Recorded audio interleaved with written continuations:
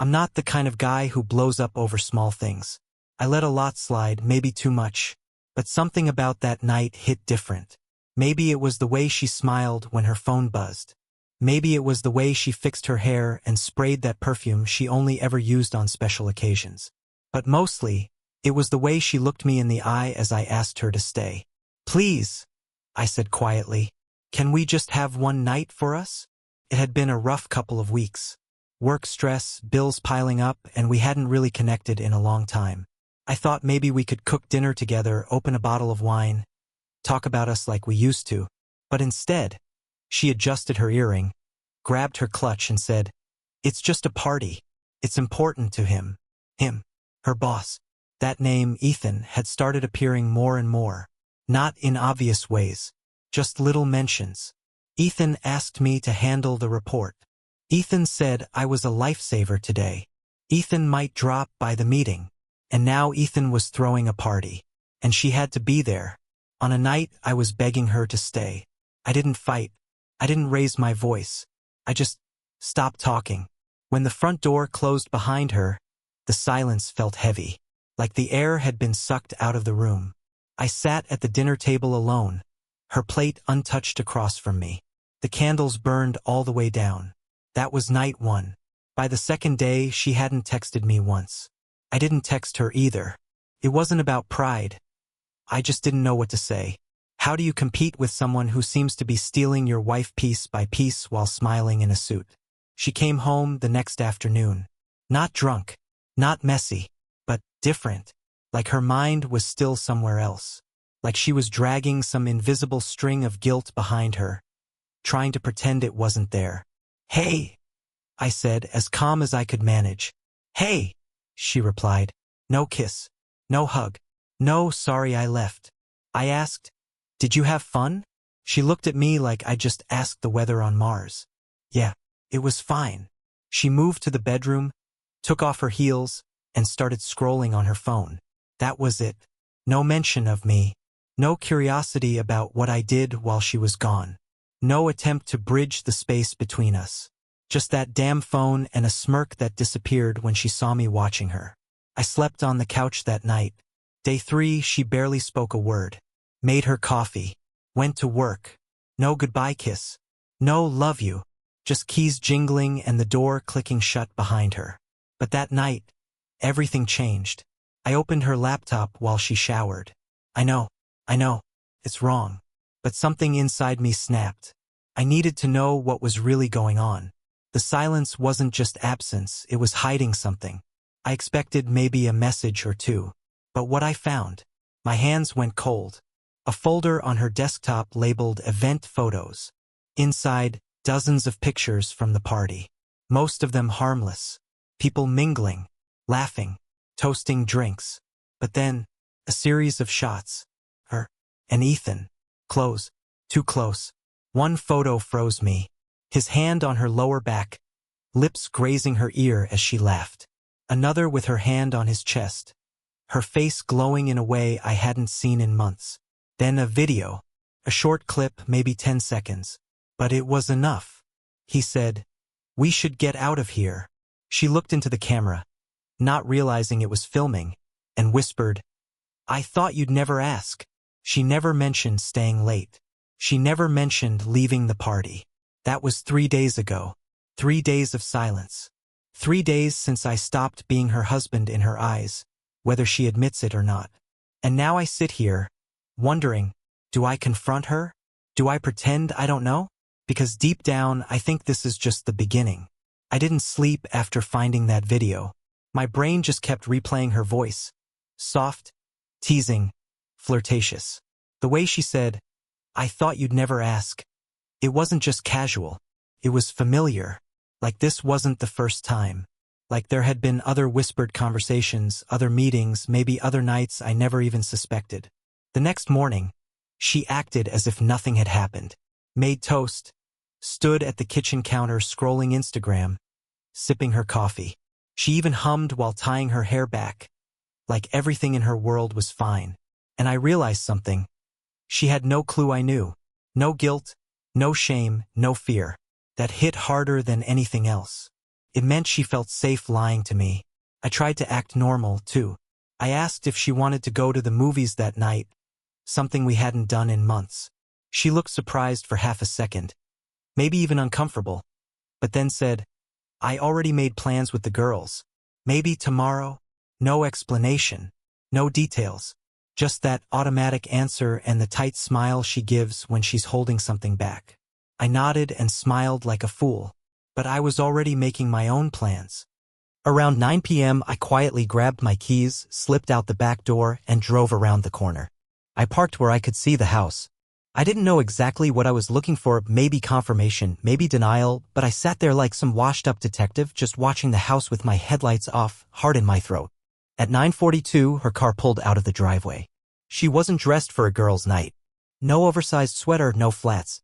She was in that sleek black dress, the one she bought a few months ago and said she was saving for something special.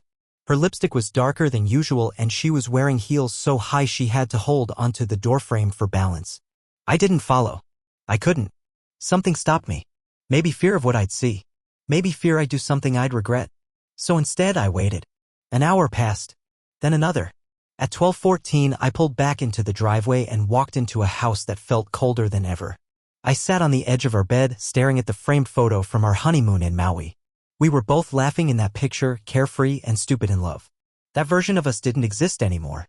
Around 1:20 a.m. she walked through the door. Quiet. Careful. Like someone returning to a place they didn't belong. I stayed still, pretending to sleep. She came into the bedroom, set her phone down on the dresser, kicked off her shoes, and tiptoed to the bathroom. That's when I heard it. Her phone buzzed. One buzz. Then another. Then a third. She hadn't locked it. I turned my head slightly and saw the screen light up in the dark. "Ethan, that thing you whispered in my ear. I'm still thinking about it. Ethan, let me know when you're home safe. Tonight was everything. Ethan, next time, stay the night." I didn't move. I didn't breathe. I just lay there, heart pounding in my ears. When she came out of the bathroom, she climbed into bed without a word. Her back to me. Her breathing steady. Like nothing happened. And in that moment, I realized something terrifying. She didn't care if I knew. She was gone. Not physically, but emotionally completely gone. She had handed herself over to someone else, and all I was now was an obstacle. A husband in name only. But I wasn't ready to disappear quietly. No. I was going to get proof. I was going to find out everything. Because this wasn't just betrayal. This was a stranger sleeping beside me in my own bed. And the scariest part? I still loved her. The next few days blurred into each other, like watching your life through fogged glass. She moved around the house like everything was normal, asking if I wanted coffee, making comments about work, even laughing at something on TV while sitting next to me on the couch. It was surreal. I wanted to scream. Shake her. Ask her who the hell she thought she was fooling. But I didn't. I couldn't. I was still playing the part. Still the loyal husband who pretended not to notice that his wife's perfume lingered longer when she came home late. That her smiles weren't for me anymore. But inside I was burning. I started gathering evidence. Not out of revenge, at least not then. I just needed truth. I couldn't live in that gray zone anymore. So I did what any broken man trying to hold onto his sanity would do. I called a private investigator. A guy named Randall. Found him through a recommendation in a men's support group I joined anonymously. He didn't ask many questions. Just told me his rate, asked for her schedule, and said he'd get back to me. While he did his thing, I started mine. One night while she was in the shower, I plugged a flash drive into her laptop. I had installed a simple backup program earlier, and it had quietly saved copies of her recent messages, documents, and synced media. I didn't even feel guilt. Not anymore. Not when she was texting her boss at 1 a.m. and coming home in dresses I'd never seen her leave in. I opened the folder on my own computer and began to read. There were emails. Dozens of them. Not from her work account, she was smarter than that. These came from a private email under the name Belarus849. Cute. Hidden.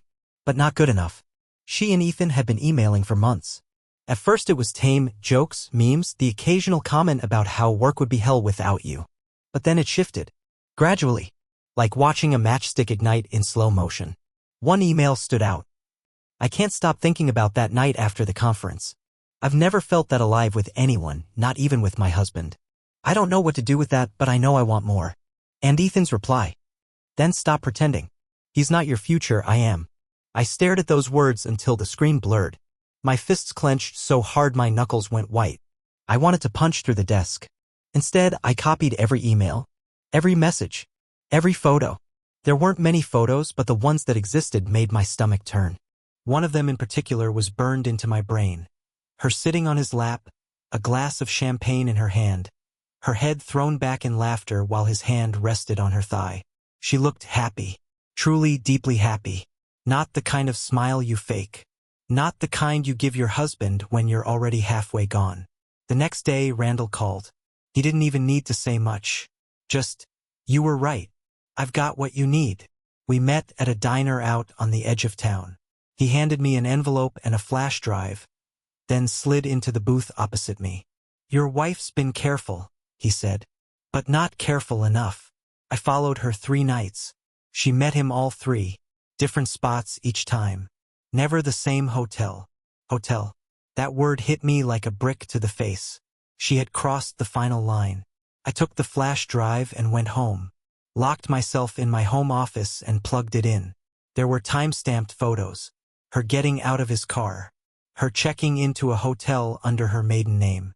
Him arriving 15 minutes later. Them entering the same room. Her leaving hours later. Hair messy. Makeup smudged. Heels in hand. I had everything. Concrete proof. Not suspicion. Not doubt. Cold, brutal truth. And the worst part wasn't even what she did. It was that she never thought I'd find out. She trusted me to stay stupid. Stay faithful. Stay quiet. But now I had proof. I had the truth. And for the first time in weeks, the silence inside me cracked. It wasn't grief anymore. It was rage. I didn't confront her immediately. That would have been too easy. Too raw. And I didn't want to give her the satisfaction of watching me break. No, this needed to be calculated. I had spent weeks being silent, sitting on the couch while she scrolled through Instagram like nothing was wrong. I cooked dinners she didn't eat, asked questions she barely answered, and listened to lies wrapped in smiles. She didn't think I had it in me to fight back. She was wrong. That night, I didn't go to bed when she did. I stayed in my office, staring at the flash drive, going over every detail again like I was memorizing a crime scene. I backed up everything, printed some of the emails, highlighted dates, matched them to my calendar. I found receipts in her purse days later. Dinners she claimed were client meetings. I lined it all up like puzzle pieces, and the picture that formed was hideous. I had lost my wife long before that boss's party. The party wasn't the beginning. It was just when she stopped pretending to care what I thought. The next morning, I watched her pack for a work retreat. She was humming again, tossing lingerie into a small overnight bag. I didn't say a word, just sat there at the kitchen counter watching her zip it shut. She turned to me and said, "Don't wait up, okay? I'll probably be exhausted tomorrow." I nodded. "Sure." She smiled, leaned down, and kissed my cheek like nothing was broken. Then she walked out the door. I waited an hour before I left. I didn't follow her this time. I didn't need to. I went to the hotel ahead of her, checked into a room down the hall, and waited. Randall had already told me which room she and Ethan had used the last 2 times. When I saw her car pull into the parking lot and him step out to greet her with a hug that lasted too long, I clenched my fists, fighting every instinct to charge across the lot and punch him in the throat. But I stayed calm. I watched, waited, documented. They went in. 2 hours passed. At midnight, I knocked on their door. Silence. Then shuffling. Then her voice. Low and startled. "Who is it?" I didn't answer. She opened the door slightly, and the moment her eyes met mine, everything in her face changed. Her mouth dropped open. Her eyes filled with panic, guilt, shame, and then something else. Anger. Like I was the one violating her privacy. "What are you doing here?" she stammered. I didn't respond. I held up the folder. "This is everything you didn't tell me." Ethan appeared behind her, shirtless, looking confused. "Is this your husband?" I turned to him. "You must be Ethan. Heard a lot about you." He stepped forward, puffing out his chest. "You need to leave, man. This isn't the place." "Shut up," I snapped, turning back to her. You had a choice. I asked you to stay. I asked you to fix things. And you chose him. This, I held up the folder again. This is your choice, documented from start to finish. Please, let's talk about this, she said quickly, stepping into the hallway, closing the door behind her. I laughed, actually laughed. Now you want to talk? She reached for my arm, but I pulled away. Don't touch me. I gave you everything. My time, my loyalty, my trust. And you gave him your body, your heart, your lies. And worst of all, you thought I'd never find out. Her voice cracked. I didn't mean for it to get this far. But it did. Didn't it? I said coldly. And now it's over. I walked away, leaving her standing barefoot in a hallway outside a hotel room she never should have entered. I didn't look back. I didn't need to. That night, I didn't go home. I didn't even cry. I drove until sunrise and checked into a small Airbnb near the lake. I watched the water shimmer through the window, felt the chill in the air, and for the first time in weeks, maybe months, I felt something like peace. But peace is a fragile thing. Because when I turned my phone back on, I had 8 missed calls from her. And one voicemail that changed everything. I didn't listen to her message right away. I stared at my phone for a long time, just watching the little notification like it might explode in my hand. 8 missed calls. 1 voicemail. No texts. Not a single "I'm sorry" or "please come back." Just silence, followed by that one voice message like it was supposed to patch the hole she ripped through her life. Eventually, I pressed play and held the phone to my ear.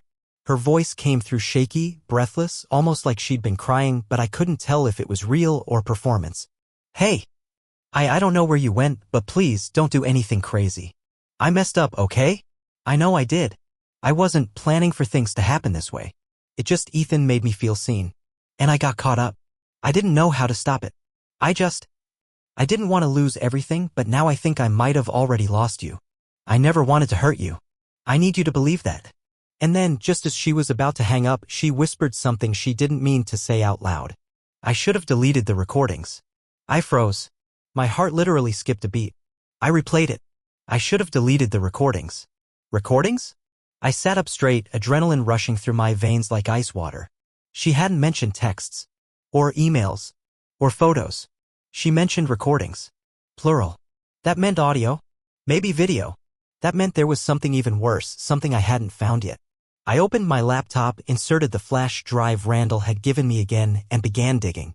I hadn't explored every file the night he gave it to me, just the images and the timestamped logs. But buried in one of the subfolders was a collection of audio files labeled by date and time. I clicked the first one. Static. Then voices. Her voice. Laughing. He still thinks I'm going to some girls' weekend. He offered to pack snacks for me. Ethan replied, chuckling, "You married the softest man on earth. That's why he never saw this coming." She laughed again. That full, open laugh I hadn't heard in years. My skin went cold. I clicked another file. This one was different, muffled, like it was recorded from a distance. Probably through a hotel hallway vent. I heard her moaning his name. I heard him telling her what he wanted to do to her. I heard my wife, say something that shattered me in a way nothing else had. This is the only place I feel like I matter. I stopped the audio. I slammed the laptop shut and pushed it across the table like it was on fire. I felt sick. Nauseous. Like the floor was moving underneath me. And then I realized something else. She hadn't said she was sorry for what she did. She was only sorry that I found out. I drove home the next morning, silent and cold. I didn't even unpack. Just walked in, dropped my keys on the table, and stared at the woman sitting on the couch like nothing had happened. She stood up quickly, startled, trying to put on that fake soft look she always used when she knew she was wrong. "You came back," she said quietly. I nodded. "Yeah." She walked toward me slowly. I don't know what to say. But if you give me a chance to explain now." "No," I cut her off. "Don't explain. I heard enough." Her eyes darted. "You listened to it?" "All of it." She crumbled into tears, reaching for me, but I stepped back. Please don't touch me. You were supposed to be my partner. My best friend. You were supposed to love me. Not just when it was convenient. Not just when you needed someone to bring in the groceries or fix the leaking sink." "I didn't mean to fall for him," she said through sobs. "It just happened." "No," I said firmly, "you chose it. Every lie. Every hotel. Every text you deleted, and every night you looked me in the eyes and pretended you were mine, you chose him over and over again." We stood in silence for a long time. I'll move out, I finally said. You can have this place. Her mouth fell open. What? No. Wait, we can fix this. Please. Don't just leave. Let's go to therapy. Please. I shook my head slowly. You can't fix what you killed. And then I turned and walked into the bedroom to pack a bag. Not just because I needed space, but because I needed to remember who I was before she turned me into a ghost of myself. But just as I zipped the suitcase, I heard a knock at the front door. When I walked back into the hallway, she was frozen, pale, staring at the man standing outside. It wasn't Ethan. It was someone I hadn't seen in years. And he looked furious. At first, I didn't recognize him. I stood a few feet behind her, watching through the narrow space between her shoulder and the doorframe. He was tall, built like a guy who spent his evenings throwing punches into a gym bag, not filling out spreadsheets. His jaw was clenched, his arms crossed, and his stare locked on her like a predator spotting the one animal in the pack that limped. Then I realized who it was. Cameron. Her ex. The one she told me never mattered. The one she said cheated on her and broke her heart back in college. The one she once described as a mistake I never want to relive. And yet here he was. In our doorway. Breathing like he'd run 5 blocks to get here, fists twitching like he wasn't sure if he wanted to yell, cry, or throw someone through a wall. She didn't say a word. Just stared, lips parted, her body stiff as if her skeleton had turned to ice. I told you to delete everything, he said. His voice was low, calm, dangerous. What are you talking about? I asked, stepping forward. Cameron's eyes flicked to me, then back to her. So he doesn't know everything. She turned to me, panic now fully visible across her face. Please, don't listen to him. He's just here to start drama. Oh, I'm here to do a hell of a lot more than that, he snapped, stepping inside. I didn't stop him. I wanted answers too. I was done being the guy who sat quietly while secrets bloomed like mold around me. I was with her long before your boss came into the picture, he said, locking eyes with me. We reconnected a year ago. She told me she wasn't happy. That you didn't satisfy her. That she wanted to feel alive again. I believed her. Hell, I helped her lie to you. We had a thing. It wasn't supposed to last, but then she kept coming back. I stared at her. She was shaking her head in disbelief, tears falling silently down her cheeks. I didn't mean for it to turn into anything, she muttered. It was just. I was lonely. You were married, I growled. And screwing 2 men behind your husband's back, Cameron added bitterly. Don't forget that part. I felt the walls closing in. My heart was pounding so hard I could barely hear my own thoughts. This wasn't just infidelity. It was a lifestyle. A hidden existence. She had made a fool out of me in every way possible. She told me she was leaving you, Cameron continued, eyes narrowing. Said she transferred part of your savings to a private account. That she was going to start over with me. That's the only reason I came here. I wanted to make sure she really did it. I turned to her, stunned. What the hell is he talking about? She shook her head desperately. I didn't take anything. I swear. I thought about it, but I didn't go through with it. I ran to my desk and opened my banking app. My hands were shaking so badly I mistyped the password twice. On the 3rd attempt, I got in. $17,600 missing. Gone. I turned slowly, the phone still glowing in my hand. Where is it? She broke down, falling to her knees, sobbing like her lungs were collapsing. I didn't spend it. I swear. I transferred it to a new account to get away. I was going to use it for a deposit on a new apartment. I was going to tell you. I couldn't face you. I couldn't believe what I was hearing. I had been sleeping next to a thief. A liar. A woman who was planning an escape route while I was cooking her breakfast and asking how her meetings went. Cameron shook his head and muttered, "You're unbelievable," then looked at me. For what it's worth. I didn't know she was still with you when we reconnected. She said you were separated. When I found out, I cut things off. Then she came crawling back again. And I let her. He turned and walked out the door, leaving silence in his wake. She sat on the floor, crying, begging me to believe that it wasn't what it looked like. That she was broken. That she made a mistake. That she never wanted to hurt me. But it was what it looked like. And much, much worse. I didn't yell. I didn't even cry. I calmly walked to the bedroom, zipped up my suitcase, and headed for the front door. She followed me, begging, wailing now, her voice cracking like glass. Don't go, please. I'll give everything back. I'll go to therapy. I'll tell everyone the truth. I turned back one last time, met her eyes, and said the most honest thing I'd said in weeks. I don't care what you do. Because you stopped being my wife the moment you looked me in the eye and lied and did it again the next day. I closed the door behind me. But as I stepped off the porch, I realized I wasn't done. Not yet. Because if she thought this was over, she had no idea what was coming next. The house looked smaller in the rearview mirror. Duller. Like all the color had drained out the moment I walked away. Maybe it wasn't the house, it was me. Or maybe it was never real to begin with. All the nights we curled up watching movies, the dinners I made, the notes I left in her lunchbox, it all felt like a performance now, and I was the only one in the audience.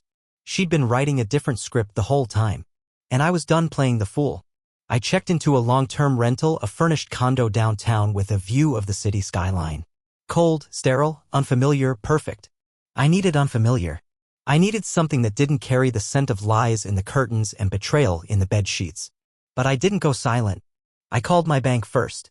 I reported the transaction. The manager flagged it immediately and locked the account she'd moved the money to. It was under her maiden name. Of course it was. She really thought I wouldn't notice 17 grand missing?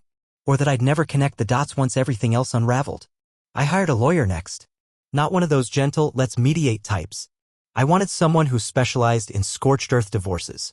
A woman named Denise Weber, sharp as razors and known for turning cheaters into courtroom punching bags. When I showed her the files, the messages, the emails, and especially the bank transfer, she smiled. You're going to be just fine, she said. She, on the other hand, is screwed. We filed for divorce within 48 hours. I blocked her number.